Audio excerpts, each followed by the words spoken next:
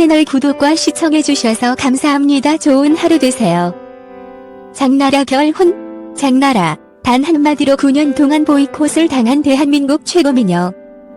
영화 배우 장나라는 매우 흥미로운 인물입니다.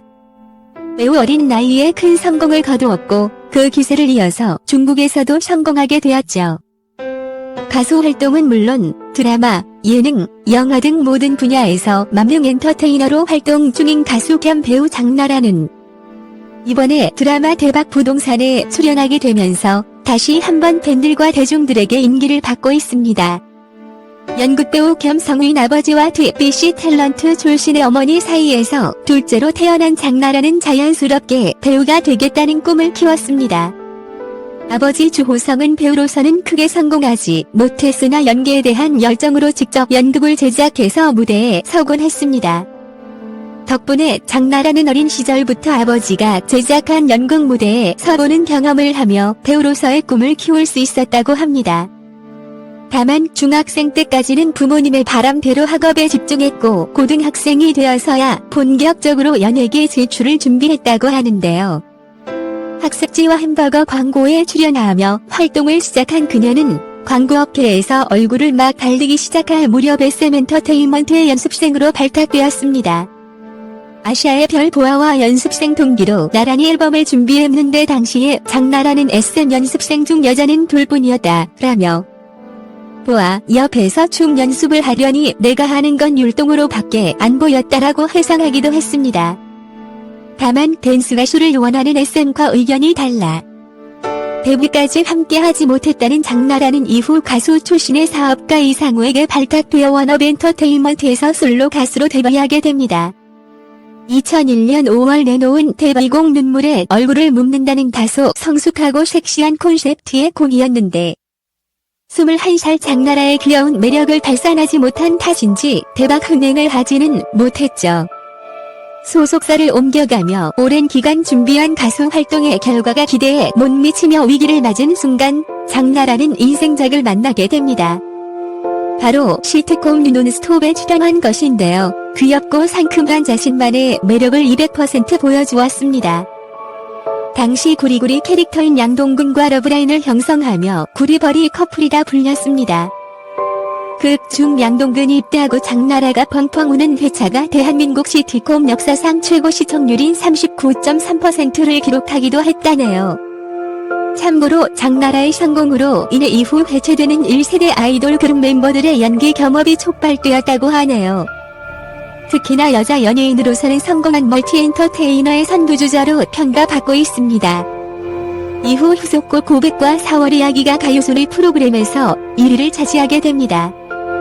데뷔 첫 해에 연기자와 가수로 두 마리 토끼를 다 잡은 장나라는 이어 첫 주인공을 맡은 드라마까지 성공하면서 톱스타의 반열에 오르게 됩니다. 기획 당시 여주인공으로 김희선과 손예진 등이 예정되었으나 캐스팅이 불발되면서 장나라가 맡게 되었다는 드라마는 바로 명랑소녀 성공기였는데요.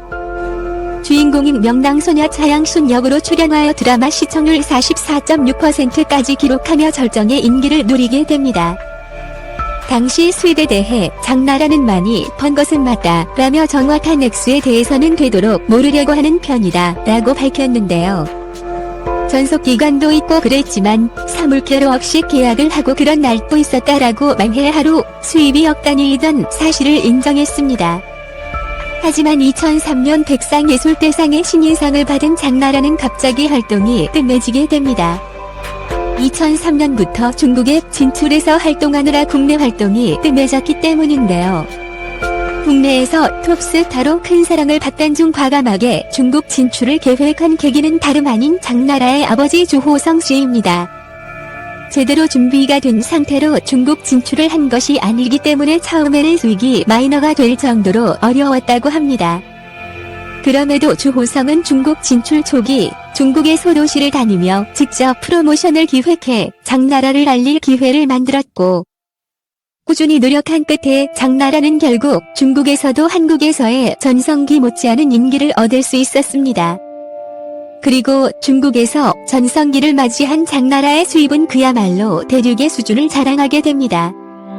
중국 드라마 한 회당 35만 위안, 한화로 약 6천만 원 이상을 받았으며 광고비는 300만 위안, 한화로 약 5억 2천만 원을 받는 것으로 알려졌는데요. 무려 10여 년 전의 출연료라는 점을 감안한다면 정말 놀라운 수준이었죠. 무엇보다 중요한 것은 중국에서 한류 스타라는 개념이 생기기도 전에 맨몸으로 진출해 찬후의 칭호까지 받았다는 점이었습니다. 중국에서 장나라의 커리어가 바람부는 연처럼 치솟고 있을 때 그녀에게 뜻밖의 사건이 일어났습니다.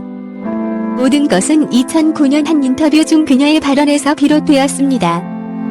강호동, 강심장의 게스트로 출연한 장나라에게 농담식으로 솔직히 중국에 돈 보고 가는 거 아니냐? 장나라, 역시 농담식으로 영화 제작비가 떨어지면 아버지가 중국에 보내더라. 이때 자막으로 돈 벌어 라고 적히게 됩니다. 이것이 와전되면서 당시까지 중국에서 안티가 별로 없었던 장나라였는데 관련 댓글에 중국 사람은 바보라서 돈 벌기 쉽다라는 식의 악플이 달리게 됩니다. 결국 장나라는 이 사건으로 사과까지 하게 되었고 이후 돈 관련해서는 크게 조심하는 태도를 보이고 있습니다. 하지만 중국 언론과 네티즌들의 분노는 쉽사리 사그라지지 않았습니다. 한 중국 언론은 장나라는 무엇을 위해 사과를 했는가? 라는 제목의 기사에서 장나라는 과연 중국인들을 위해 사과를 하는 것일까? 지금처럼 회사 형편이 어려운 시점에 중국에서 자금을 마련할 수 있는 활동에 차질이 생기는 것을 막기 위해 사과를 하는 것이라며 비난했다. 또 장나라의 재심이 무엇이든 간에 중국인들은 이번 일로 모욕감을 느꼈고 단단히 화가 났다고 썼다. 장나라의 사과와 모든 것은 오해라고 해명했음에도 불구하고 TV 방송사와 영화 제작사, 브랜드 모두 일제히 그녀를 외면했고 그때부터 그녀의 경력은 거침없이 추락했다. 중국에서 제일 인기 있는 외국 스타였음에도 불구하고 중국에서 9년 동안 보이콧을 당했다. 채널 구독과 시청해주셔서 감사합니다. 좋은 하루 되세요.